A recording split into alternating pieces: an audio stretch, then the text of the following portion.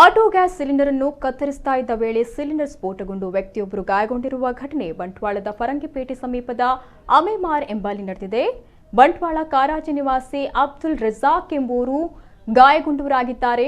ಗುಜರಿ ವ್ಯಾಪಾರಿಯಾದ ಅಮೆಮಾರ್ ನಿವಾಸಿ ತಸ್ಲೀಂ ಎಂಬುವರ ಮನೆಯಲ್ಲಿ ಗುಜರಿಗೆ ಬಂದಿದ್ದ ಆಟೋ ಗ್ಯಾಸ್ ಸಿಲಿಂಡರ್ ಕತ್ತರಿಸಲು ಅಬ್ದುಲ್ ರಜಾಕ್ ಅವರು ಆಟೋ ರಿಕ್ಷಾದಲ್ಲಿ ಬಂದಿದ್ದು ಸಿಲಿಂಡರ್ ಕತ್ತರಿಸುವಾಗ ಸಿಲಿಂಡರ್ ಸ್ಫೋಟವಾಗಿದೆ.